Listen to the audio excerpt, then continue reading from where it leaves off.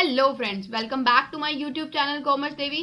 तो आज मैं एक नई चीज शुरू करने जा रही हूँ, दैट इज माइक्रो इकोनॉमिक्स। तो आज हम चैप्टर 1 से स्टार्ट करेंगे, दैट इज इंट्रोडक्शन। तो ऐसे ही वीडियोस के साथ बने रहें, पूरी माइक्रो इकोनॉमिक्स आप इजीली समझ पाएंगे। आप मेरे साथ सारी वीडियोस देखेंगे तो ओके, लेट्स स्टार्ट। तो आज इंट्रोडक्शन में ना हम काफी छोटी छोटी टर्म्स पढ़ेंगे और अंडरस्टैंड करेंगे कि इकोनॉमिक्स है क्या। अंडरस्टूड? तो इकोनॉमी क्या है? तो फॉर एग्जाम्पल हम बैंक से बैंकिंग सर्विसेज ले पा रहे हैं। इकोनॉमी तो आपने कितना सुना होगा, Indian economy, US economy, American economy. तो जो भी हम बैंक से बैंकिंग सर्विसेज ले पा रहे हैं, हेल्थ डिपार्टमेंट से हेल्थ सर्विसेज ले पा रहे हैं, एजुकेशन डिपार्टमेंट से एजुकेशन सर्विसेज ले पा रहे हैं, जो सेलर हैं वो ट्रेड करते, सेलर बायर क्या करते हैं, ट्रेड करते हैं। तो ये सारे इकोसिस्टम को हम क्या कहते हैं? दैट इज कॉल्ड इकोनॉमी, है ना। It is a system which provide peoples the means to work and earn a living. ये क्या करता है? उनको, लोगों को काम प्रोवाइड करता है, वर्क प्रोवाइड करता है, जिससे वो कमाते हैं और अपना जीवन चलाते हैं। ठीक है। An economy is a system in which by which people get a living to satisfy their wants. अपनी वॉन्ट्स को सेटिस्फाई करते हैं through the process of production, exchange and distribution, है ना। क्या करते हैं? सेल परचेज करते हैं, प्रोडक्शन करते हैं, जिससे वो उनको काम होता है, मतलब मीन्स टू वर्क, उनको काम मिलता है और उससे क्या करते हैं? वो पैसा कमाते हैं। अंडरस्टूड? अब इंडियन इकोनॉमी के बहुत सारे सोर्सेज है, जैसे agriculture, industry, transportation, communication, banking, ये सब। ठीक है। तो ये क्या हो गया? तो अब हम देखते हैं इकोनॉमिक्स क्या होता है।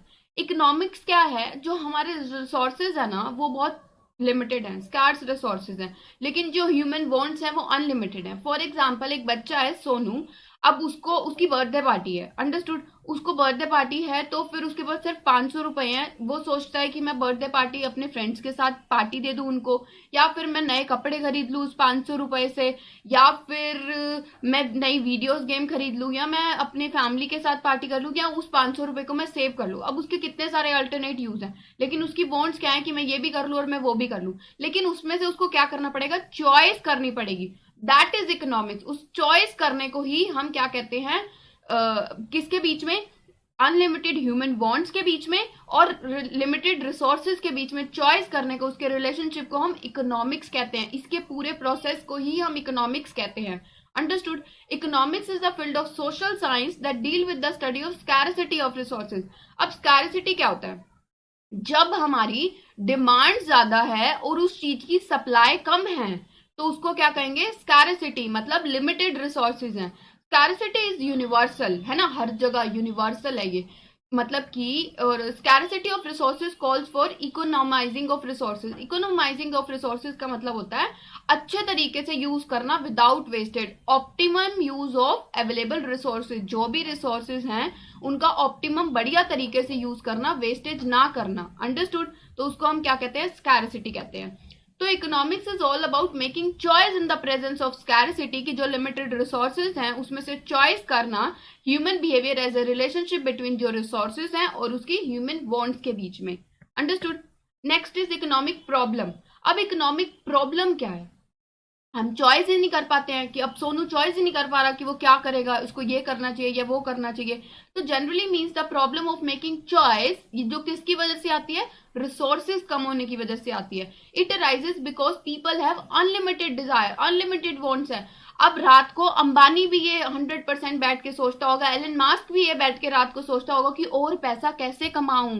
तो जितना कुछ भी आ जाए ना, जैसे ही हमारी एक लेवल सेटिस्फाई होता है तो हम और बड़ा करने की सोचते हैं, नहीं मुझे ये भी मिल जाए। एक जैसे ही डिजायर पूरी होती है तो हम जस्ट मूव ऑन कर जाते हैं, नहीं यार ये होना चाहिए था। अंडरस्टूड? तो it arises because people have unlimited desire but the means to satisfy that desire is limited. लेकिन जो उसके तरीके हैं वो बहुत लिमिटेड हैं। Therefore satisfying all human need is difficult with limited mean. तो जो लिमिटेड रिसोर्सेज हैं उससे सारी इच्छाओं को पूरा करना पॉसिबल नहीं है। क्या सोनू उस 500 रुपए से सब कुछ खरीद सकता है? क्या वो पार्टी भी कर सकता है? क्या वो वीडियो गेम भी खरीद लेगा? क्या वो फ्रेंड्स के साथ पार्टी भी कर लेगा? क्या वो फैमिली के साथ पार्टी भी कर लेगा और उसको सेव भी कर लेगा? नहीं कर सकता है। सारी वॉन्ट्स को वो पूरा नहीं कर सकता है। तो यही इकोनॉमिक प्रॉब्लम है कि उसको चॉइस कैसे किया जाए, क्योंकि लिमिटेड रिसोर्सेज की वजह से जो प्रॉब्लम आ रही है और अनलिमिटेड ह्यूमन वांट्स की वजह से। अब कौन कौन सी प्रॉब्लम है? मेन 3 प्रॉब्लम्स हैं, इकोनॉमिक 3 प्रॉब्लम्स हैं। That is scarcity of resources, मतलब कि जो रिसोर्सेज हैं, जैसे resources like labour, land, capital, वो इनसफिशिएंट है एज कंपेयर टू उसकी डिमांड। मतलब उसकी सप्लाई कम है लेकिन उसकी डिमांड क्या है? ज्यादा है। Therefore the economy can not provide everything that people want. Economy हर चीज प्रोवाइड नहीं कर सकती जो लोग चाह रहे हैं। Understood? Next is unlimited human wants, लेकिन जो उसकी वांट्स हैं ह्यूमन की वो बहुत ज्यादा अनलिमिटेड हैं। उसकी डिमांड बहुत ज्यादा है, एक डिमांड पूरी होती है वो अपनी डिमांड मूव ऑन कर देता है, उसी टाइम उसकी अगली डिमांड, हायर डिमांड शिफ्ट हो जाती है। जो ह्यूमन कभी भी सेटिस्फाई नहीं हो सकता। क्या हम कभी सेटिस्फाई हो पाए? नहीं। का इतना सा मिलता तो हम काश वो मिल जाता, चांद भी मिल जाएगा ना तो भी हम कहेंगे कि नहीं और कुछ मिल जाता। If a person one want is satisfied they will start having new desire. Alternative uses, अब ये क्या है? एक चीज है लेकिन अब उसके पास 500 रुपए थे सोनू के पास, लेकिन उसके यूजेस कितने सारे थे? तो लिमिटेड रिसोर्सेज है लेकिन उसके यूजेस बहुत सारे हैं, तो कैसे यूज करेंगे? तो ये भी तो एक प्रॉब्लम है ना कि क्या चॉइस कैसे करेंगे, किस बेसिस पे करेंगे, क्या सही है क्या गलत है। तो resources being scarce, the same resources are used for different purpose, ठीक है, and is therefore essential to make choice among resources. For instance petrol is used in vehicles and is also used for generator, running machine. Therefore, the economy should now make a choice with an alternative use कि इसका best तरीके से सब में use कैसे करना है। Unlimited किसी एक चीज पे भी नहीं लगा सकते हैं और सब चीजों पे भी पूरा नहीं लग सकता है, तो कैसे इसकी बेस्ट चॉइस करनी है। तो यही ही तो एक इकोनॉमिक प्रॉब्लम हो गई ना कि चॉइस करना कैसे है आखिर में। अंडरस्टूड? तो अब इसकी 2 ब्रांचेस हैं। ब्रांचेस की कितनी ब्रांचेस हैं इकोनॉमिक्स की? 2, that is micro economics and macro economics. अब माइक्रो इकोनॉमिक्स को हम क्या कहते हैं? हम प्राइस थ्योरी भी कहते हैं, और मैक्रो इकोनॉमिक्स को क्या कहते हैं? इनकम थ्योरी कहते हैं। अंडरस्टूड? तो माइक्रो का मतलब ही क्या होता है? ये किस वर्ड से आया है? ग्रीक वर्ड मैक्रोस से आया है, मतलब इंडिविजुअल, मतलब छोटा, और मैक्रो का मतलब होता है एग्रीगेट, मतलब होल, है ना। और ये किससे आई? ये ग्रीक वर्ड मैक्रोस से आया है, इसको हम इनकम थ्योरी भी कहते हैं। तो हम एक बेसिक डिफरेंस पढ़ेंगे तो इससे हमें ये भी समझ आ जाएगा what is macro economics and what is micro economics. So let's start. तो micro economics is that part of economics which study the behaviour of individual units of an economy. ये क्या जो माइक्रो इकोनॉमिक्स है वो किसी के साथ deal करता है?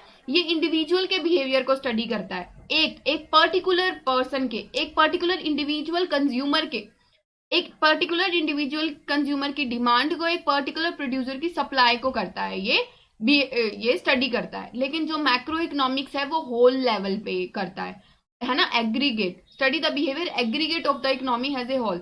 मतलब माइक्रो इकोनॉमिक्स का मतलब होता है कि हम किसी एक पर्टिकुलर इंडिविजुअल से किसी चीज का रिव्यू ले रहे हैं, है ना, that is called micro economics. लेकिन एक हम पूरी क्लास का ले रहे हैं, एक पूरी होल कंट्री का ले रहे हैं, पूरी एग्रीगेट क्लास का ले रहे हैं, that is called macro economics. और जो माइक्रो इकोनॉमिक्स है ना उसके मेन टूल्स क्या हैं? Demand and supply are the main tools. मतलब एक इंडिविजुअल की डिमांड एंड इंडिविजुअल की सप्लाई ही उसके मेन टूल्स हैं माइक्रो इकोनॉमिक्स। माइक्रो मतलब छोटा, इसलिए इंडिविजुअल की demand and individual supply are the main tools.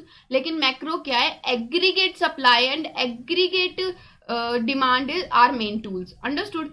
तो इसके बेसिक ऑब्जेक्टिव क्या है माइक्रो इकोनॉमिक्स का? माइक्रो इकोनॉमिक्स का बेसिक ऑब्जेक्टिव है determine price of A commodity और फैक्टर ऑफ प्रोडक्शन। क्या डिटरमाइन करना? कॉमोडिटी के प्राइस को और factor of production. Factor of production मतलब जो हम प्रोडक्शन करने के लिए जो रिसोर्सेज यूज होते हैं, that is called factor of production. तो उसके जो प्राइसेस होते हैं तो वो किस में डिटरमाइन होते हैं? That is micro economics.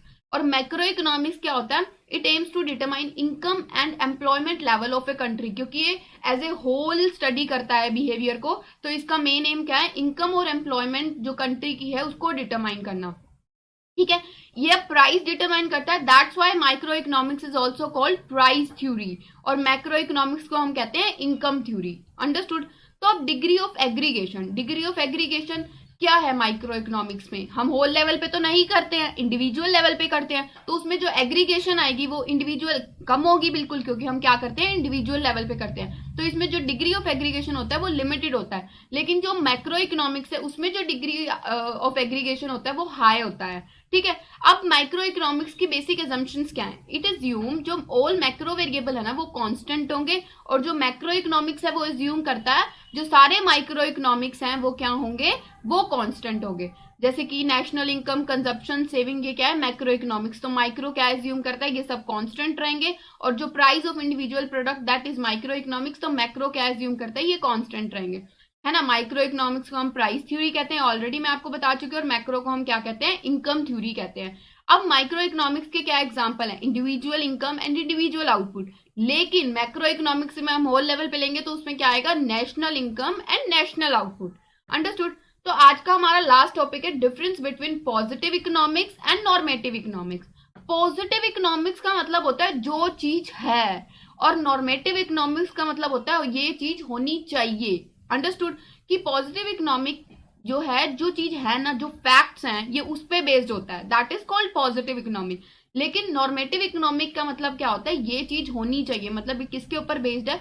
Values, opinions, judgement. हर किसी का बिलीफ अलग अलग होता है, हर किसी की वैल्यू डिफरेंट होती है, तो वो किस में आ जाता है? वो नॉर्मेटिव इकोनॉमिक्स में आ जाता है। पॉजिटिव इकोनॉमिक जो चीज है, जो फैक्ट्स हैं, सिर्फ उसी को ही डिस्क्राइब करता है, तो दैट इज डिस्क्रिप्टिव। इसका नेचर कैसा है? डिस्क्रिप्टिव। लेकिन नॉर्मेटिव इकोनॉमिक्स प्रिस्क्रिप्टिव, मतलब ये जजमेंट पास करता है। अंडरस्टूड? पॉजिटिव इकोनॉमिक क्या करता है? ये एनालाइज करता है कॉज एंड इफेक्ट रिलेशनशिप की, ये चीज हो रही है तो इसका इफेक्ट, मतलब इसका कॉज क्या है और उसका क्या इफेक्ट पड़ रहा है उस चीज पे, ये कौन करता है? Positive economic. कि जो चीज ये हो रही है इसका ये इफेक्ट है, दैट्स इट। तो ये फैक्ट बेस्ड है।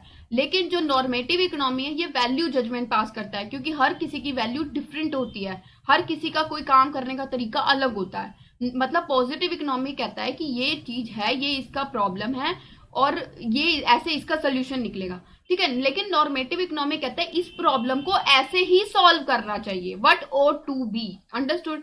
तो जो पॉजिटिव इकोनॉमी है ये वही है जो वो बता रहा है, इसमें कुछ भी एड ऑन नहीं कर सकते हम।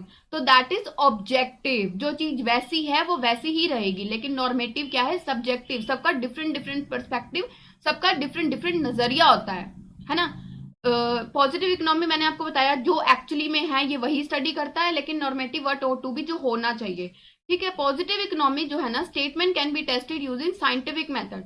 इसमें ना जो स्टेटमेंट्स है ना उसको हम चेक कर सकते हैं, उसको हम वेरीफाई कर सकते हैं। लेकिन नॉर्मेटिव इकोनॉमी टेस्ट नहीं हो सकता, क्योंकि ये सब्जेक्टिव है, हर किसी की डिफरेंट वैल्यू होती है, हर किसी की डिफरेंट ओपिनियंस होते हैं, ठीक है।